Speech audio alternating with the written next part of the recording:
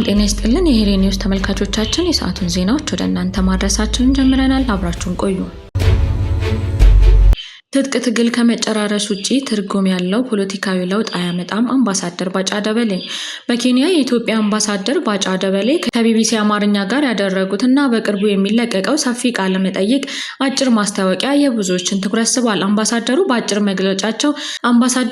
መግለጫቸው በሀገሪቱ ያሉ የታጠቁ ግጭቶች የትጥቅ ታጋዮችን አቅም ሲገልጹም 4 ኪሎ ክፍት ሆኖ ኑና ግቡ ቢባሉ እንኳን ፋኖም ሆነ ኦላ ጃልመሮ መጥተው የሚያደርጉት ነገር የለም ያሉት ባጫ መሪዎቹ ሀገርን የመምራት አቅም የላቸውም ብለዋል። ጦርነት ውስጥ አሸናፊ እንደሌለ የጠቆሙት አምባሳደር ባጫ የታጠቁ ኃይሎች ህዝቡን እንዲተዉ በመጠየቅ ትግሉ የቀጠለ እንደሆነ መጨረሻው የህዝብና የሀገር ጉዳት ብቻ ሆኖ እንደሚቀር አጽንኦት ሰጥተዋል።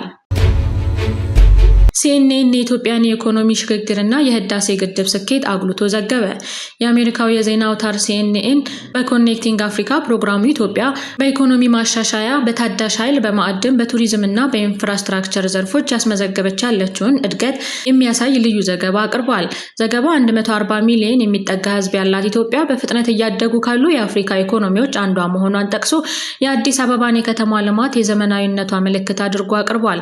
በተጨማሪም የታላቁ የህዳሴ ግድብ 5150 ሜጋዋት የኤሌክትሪክ ኃይል በማመንጨት ለሀገሪቱ የኃይል አቅርቦት ከፍተኛ አስተዋጽኦ የሚያደርግ ከአፍሪካ ታላላቅ የኢንጂነሪንግ ስኬቶች አንዱ መሆኑን ገልጿል። በመጨረሻም ኢትዮጵያ በወጣት የሰው ኃይል በስፋት እየገበየ ባለው ኢንቨስትመንትና በትልልቅ ልማት ፕሮጀክቶች በመታገዝ ለወደፊት የኢኮኖሚ እድገቷ ምቹ መሰረት እየጣለች መሆኗን ሲኤንኤን አጉልቶ ዘግቧል። የስድስተኛ ክፍል ሚኒስትሪ ፈተና 81 ትምህርት ቤቶች አንድም ተማሪ አላሳለፉም ተባለ። የደቡብ ኢትዮጵያ ክልል ትምህርት ቢሮ የ2018 ዓመተ ምህረት የስድስተኛና የስምንተኛ ክፍል ማለፊያ ነጥብ ክልላዊ ፈተና 50 እና ከዚያ በላይ መሆኑን ገልጿል። ድጋፍ ለሚያስፈልጋቸው ደግሞ 48 እና ከዛ በላይ ማለፊያ ነጥብ ተቆርጦለታል። የስምንተኛ ክፍል ፈተናን ለመውሰድ የተመዘገቡ ተማሪዎች 86502 እንደሆኑ የተገለጸ ሲሆን 78203 የሚሆኑት ፈተናውን ወስደዋል። ከነዚህ ውስጥ ወደ ቀጣይ ክፍል ያለፉት 47307 ተማሪዎች መሆናቸውን የጂንካ ከተማ አስተዳደር የመንግስት ኮሚኒኬሽን ጉዳዮች የህዝብና ሚዲያ ግንኙነት ዳይሬክተር አቶ የሱፍ አህመድ ለብስራት ሬዲዮ ተናግረዋል። በዚህም መሰረት ክልላዊ ውጤት ከመቶ አንጻር ሲታይ 60.4 መሆኑ ተገልጿል። በተመሳሳይ የስድስተኛ ክፍል ክልላዊ ፈተና ለመውሰድ የተመዘገቡ ተፈታኞች 126224 ናቸው። ፈተና የወሰዱት ደግሞ 110566፣ ከነዚህ ደግሞ ማለፊያ ነጥብ አስመዝግበው ወደ ቀጣይ 7ኛ ክፍል የተዘዋወሩት 70584 መሆናቸውን አቶ የሱፍ ተናግረዋል። በዚህ ክልላዊ ውጤት በመቶ ሲገለጽ 63.8 እንደሆነ ተገልጿል። 540 ትምህርት ቤቶች የስምንተኛ ክፍል ተማሪዎቻቸውን ሙሉ በሙሉ አሳልፈዋል።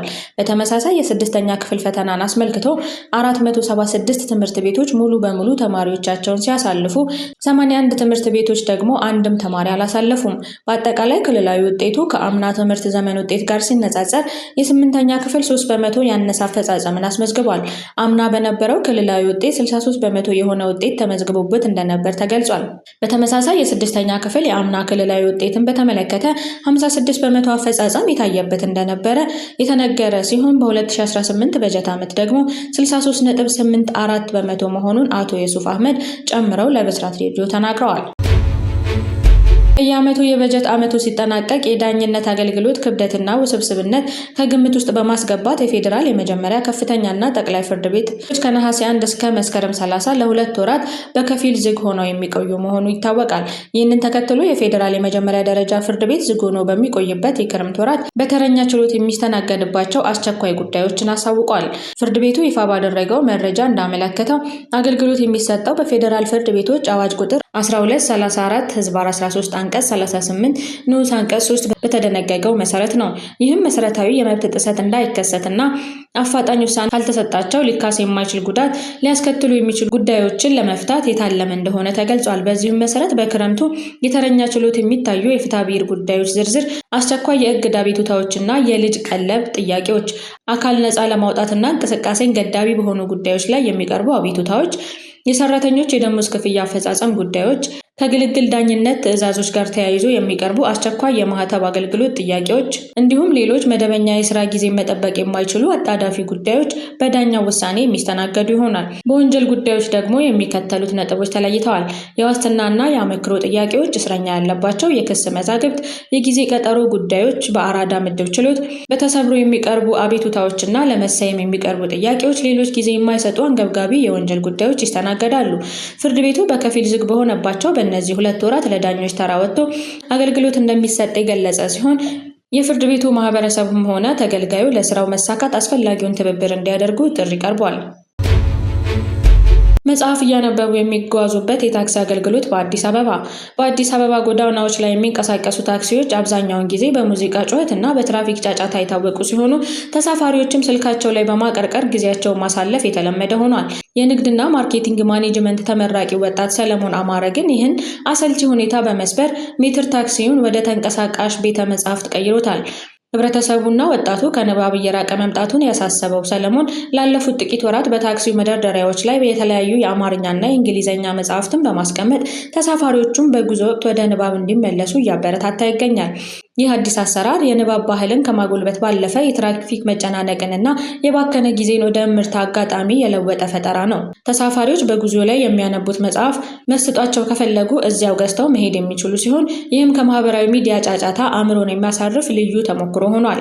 በተጨማሪም ሰለሞን የትራንስፖርት አገልግሎቱን ከመጽሐፍ ሽያጭ ገቢ ጋር በማጣመር ድርብ ተጠቃሚ ከመሆኑም በላይ ከተሳፋሪዎች የሚያገኘው አዎንታዊ ምላሽና ገንቢ ውይይት ትልቅ ማህበራዊ ካፒታል እንደሆነ ይናገራል። የሰለሞን አስገራሚው ጎን ቴክኖሎጂን ለራሱ በጎ ዓላማ ማዋሉ ነው። ሶል ቡክስ በሚል ስያሜ በቲክቶክ እና በሌሎች ማህበራዊ ሚዲያዎች መጽሐፍትን በማስተዋወቅ ዲጂታሉን ትውልድ ለንባብ ቀስቅሷል። የእሱ መልእክት ግልጽ ነው። ሌሎች የትራንስፖርት አገልግሎት ሰጪዎችም ይህም መሰል በጎ ተግባር ቢከተሉ ታክሲዎች ከትራፊክ ጫና ማምለጫነት አልፈው የእውቀት፣ የሰላምና የፈጠራ ማዕከል ማድረግ ይቻላል። ታላቋ ባለውለታ ወይዘሮ መዓዛ ቅጣው ከዚህ ዓለም በሞት ተለዩ። በብሔራዊ ሎተሪ አስተዳደር በዋና ስራ አስኪያጅነትና በሌሎች መስሪያ ቤቶች ከ40 ዓመታት በላይ በታማኝነት ያገለገሉት ወይዘሮ መዓዛ ቅጣው ከዚህ ዓለም በሞት ተለዩ። ወይዘሮ መዓዛ የብርሃን ኢንሹራንስ አክሲዮን ማህበር መስራችና የቀድሞ የቦርድ ሰብሳቢ የነበሩ ሲሆን ለስራቸው ትልቅ ራዕይ የነበራቸው አርአያ ሴት ነበሩ። የብርሃን ኢንሹራንስ አመራሮችና ሰራተኞች በህልፈታቸው የተሰማቸውን ጥልቅ ሐዘን ገልጸዋል። ወይዘሮ መዓዛ ኩባንያው ለዛሬ ስኬት እንዲበቃ ሌት ተቀን በትጋት በመስራት መልካም ውሳኔዎችን በማስተላለፍና ትልቅ አሻራ በማሳረፍ የማይተካ ድርሻ እንደነበራቸው ተመላክቷል። ህወሓት ከክልሉ ውጪ ነፍጥ ያነሱ ታጣቂዎች እንዲመለሱ ጥሪ ያደረገ። በትግራይ በኃይል ስልጣን የያዘው ህወሓት መራሹ የክልሉ አስተዳደር ከትግራይ ውጪ ነፍጥ ያነሱ የታጠቁ ኃይሎች በአስቸኳይ ከተመለሱ ያለምንም ችግር ወደ መደበኛ ህይወታቸው እንዲመለሱ መፍቀዱን አስታወቀ። ከመጋቢት 2017 ዓ.ም ጀምሮ ትግል ላይ የነበሩ አካላት ተመልሰው በየስራ መስካቸው የሚሰማሩበትን ሁኔታ የሚያመቻች መመሪያ ዛሬ ያጸደቀ ሲሆን ዝርዝሩም በቅርቡ የክልሉ የሰላምና ደህንነት ቢሮ ይፋ እንደሚያደርግ ገልጿል። ህወሓትን ከስልጣን ማስወገድን ዓላማው ያደረገው ሀራ መሬት የተባለ ታጣቂ ኃይል በአፋርና ትግራይ ድንበሮች ሲንቀሳቀስ መቆየቱ ይታወቃል። ሲኤንኤን የኢትዮጵያን የአቪዬሽን እምርታ አደነቀ። የዓለማችን ታዋቂው የዜና ማሰራጫ ሲኤንኤን የኢትዮጵያ አየር መንገድን አስደናቂ የእድገት ጉዞ በሰፊው ዘገበ። በ12.5 ቢሊዮን ዶላር በቢሾፍቱ ከተማ እየተገነባ ያለው ግዙፍ አውሮፕላን ማረፊያ ፕሮጀክት ሲጠናቀቅ በዓመት እስከ 110 ሚሊዮን መንገደኞችን ማስተናገድ ከፍተኛ አቅም እንደሚኖረው ዘገባው አሳይቷል። የዘመናዊ ፕሮጀክት አፍሪካውያንን በአንድነት በማስተሳሰር እና የአህጉሪቱን ነፃ ንግድ ለማፋጠን ትልቅ ሚና እንዳለው ተገልጿል። ይህ ግዙፍ የልማት ስራ ኢትዮጵያን የዓለም አቀፍ ትስስር እና የንግድ ማዕከል እንደሚያደርጋት ሲኤንኤን አመላክቷል። አየር መንገዱ ከአቪዬሽን ስራው ጎን ለጎን የኢትዮጵያን ውብ ተፈጥሯዊ፣ ታሪካዊ ሀብቶች ለዓለም በማስተዋወቅ የቱሪዝም ገቢዋ እንዲያድግ ከፍተኛ አስተዋጽኦ እያበረከተ እንደሚገኝ ዘገባው ጠቁሟል። ለፓይለቶቻቸው ከፍተኛ ደሞዝ የሚከፍሉ 5 የአፍሪካ አየር መንገዶች። አንደኛ የኢትዮጵያ አየር መንገድ። የደሞዝ መጠን ለትላልቅ አውሮፕላን ካፒቴኖች በወር 9,000 የአሜሪካን ዶላር ከቤት ክራይና ከበረራ ሰዓት አበል ጋር ይከፈላል። ሁለተኛ የደቡብ አፍሪካ አየር መንገድ። የደሞዝ መጠን ልምድ ላላቸው ከፍተኛ ፓይለቶች በወር ከ7,000 እስከ 10,000 የአሜሪካን ዶላር የሚደርስ ክፍያ ይሰጣል። ሶስተኛ ኬንያ ኤርዌይስ። የደሞዝ መጠን ለአዛዥ ካፒቴኖች በወር ከ11,500 እስከ 15,500 የአሜሪካን ዶላር ይከፍላል። 4ኛ ሮያል ኤል ማርኮ ሞሮኮ። የደሞዝ መጠን ለካፒቴኖች በወር 10,000 እስከ 10,500 ዩሮ ረዳት ፓይለቶችን ጨምሮ ይከፍላል። 5ኛ ኢጂፕት ኤር ግብጽ። የደሞዝ መጠን ለዓለም አቀፍ በረራ ፓይለቶች በወር ከ8,000 እስከ 12,000 የአሜሪካን ዶላር ይከፍላል።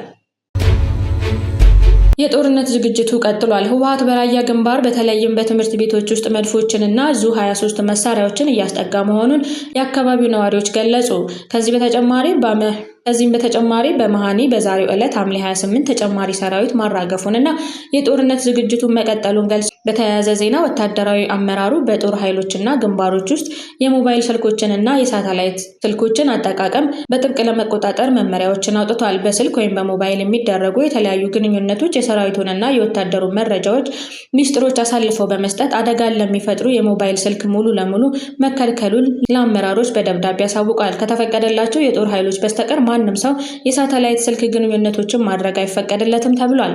ይህንን መመሪያ የማያከብር ማንኛውም ወታደራዊ አካል ጥብቅ ወታደራዊ ዲሲፕሊን ቅጣት ይጣልበታል ተብሏል። የአውሮፓ ህብረት አሁን ላይ በትግራይ ክልል የተከሰተው ውጥረት እንዳሳሰበው ገልጾ ሁለቱ አካላት ወደ ሰላም እንዲመጡ ጥሪ አቅርቧል።